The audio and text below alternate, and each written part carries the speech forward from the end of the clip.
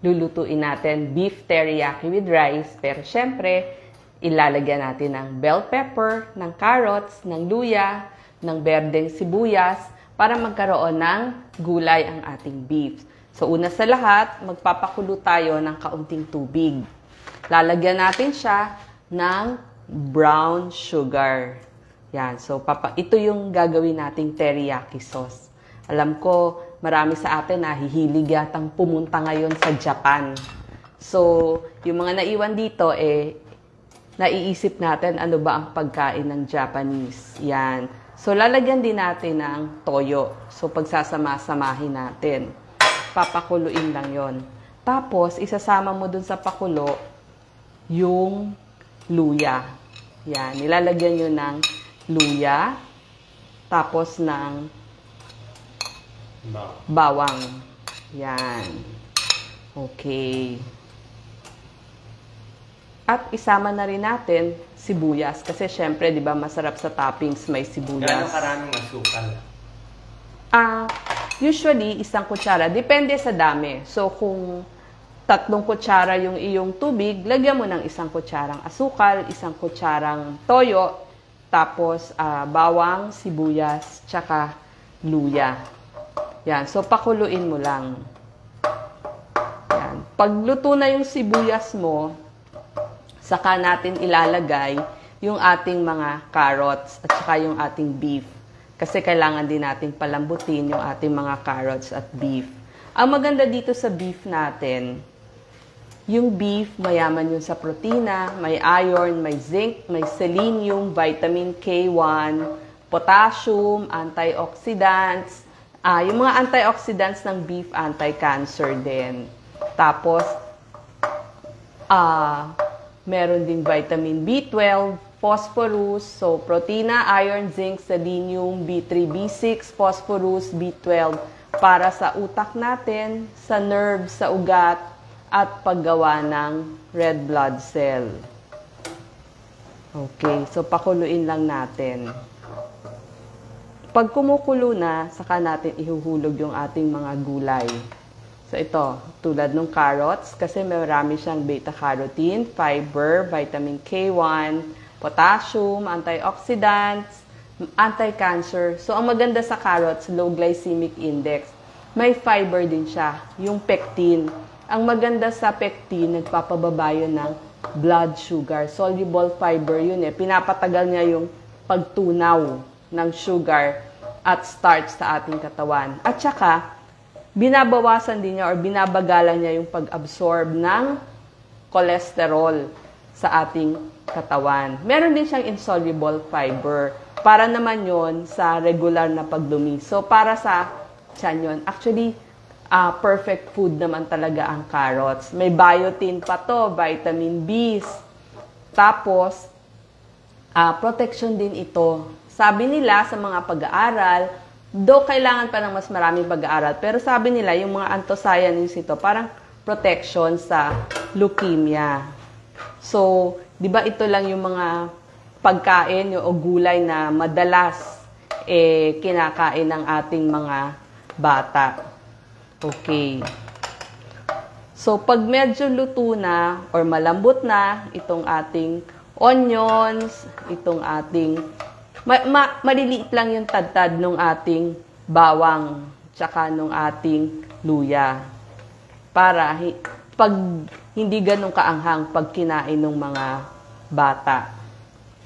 So, pag kumukulo na yon, pwede nyong dagdagan pa kasi itatoppings natin sa kanin tsaka maglalagay pa tayo ng more gulay.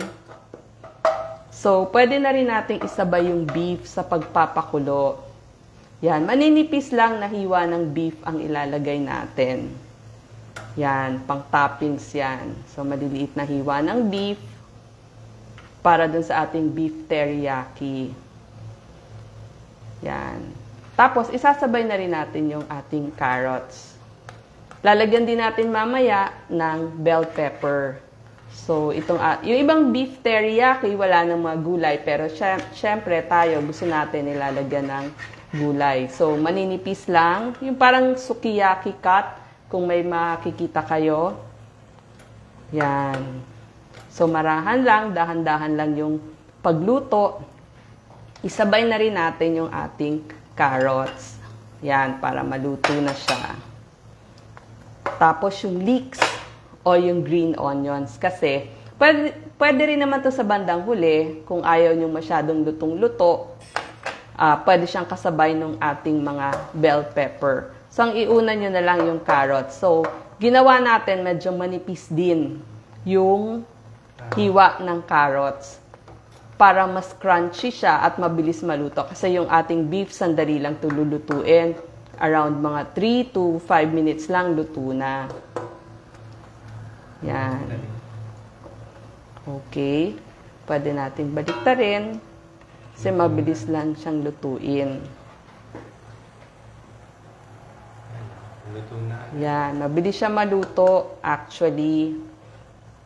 Konting sabaw lang kasi para mas malasa. Tsaka pag nag-toppings naman kayo, konti lang naman yung kailangan yung sabaw eh.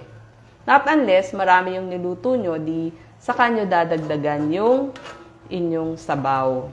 So, parang steak, mabilis lang siya maluto. Yan. Ang masarap yan. Okay. Tapos, ilalagay na rin natin yung ating mga bell pepper. Yan. So, ang ganda na niya. Iba't ibang kulay. Okay. Yan yung bell pepper natin. Ang bell pepper, mayaman din yan sa vitamin K, manganese, magnesium, iron, copper, vitamin A at C. Napakarami nitong vitamin C ha, para ma-absorb yung iron, gumaling yung sugat nyo. Pampaganda rin ito ng blood pressure at may soluble fiber din siya. Yung capsaicin nito, actually yun yung pang-burn ng calories sa mga gustong magpapayat. Tapos, bagay din to sa mga protina na niluluto. Kaya bagay na bagay siya sa meat. At marami din siyang vitamin Bs. So, ito. I-toppings na rin natin yung ating leeks. Alam niyo po yung leeks, considered siyang green onions. Marami pong antioxidant tong dahon na to, flavonoids. Laban po yan sa osteoporosis kasi may vitamin K siya para sa buto. Meron din siyang mga carotenoids, lutein, zeaxanthin para dun sa inyong mata. Pampapayat din to, may manganese, copper, iron, at vitamin C. So, itatoppings na natin din yan dyan. At syempre, para mabango, pwede tayong maglagay ng konting sesame oil. Mabango kasi to. Pero a few drops lang. Hindi dinadamihan to kasi matapang ang lasa niyan. So, konti lang. Yan. So, ito yung ating para lang kayong nagluluto ng steak, mabilisan lang. Paano lalagyan Saka yung manipis. kanin, mamaya? Okay, may nakahanda na kayong mga kanin. Eto, nag-sample ako. So, ilagay nyo sa isang tasa yung inyong kanin. Tapos, itatoppings nyo dito. Para, halimbawa, meron kayong 4 na bowl na ganito. O di, may toppings na. So, iibabaw nyo, lalagyan nyo ng konting gulay, itong mga greens. So, ito po yung sample. Dito nyo ilalagay sa ibabaw. Paano ko yung kanin? Hindi. Pinakita ko lang how to do it. Yan. So, Pero pwede rin i-serve ng ganyan.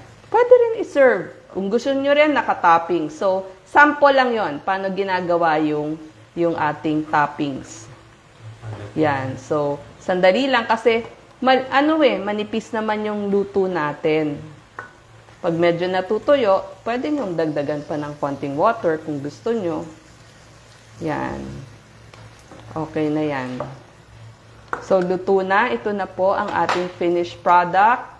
Beef teriyaki. Nilagyan natin ng carrots, bell pepper, leeks o yung tinatawag na green onions. At pwede nyo nang itopping sa inyong rice. I-off na po natin dahil luto na siya. Maraming salamat. Happy eating! Pakita natin ulit ang ulam.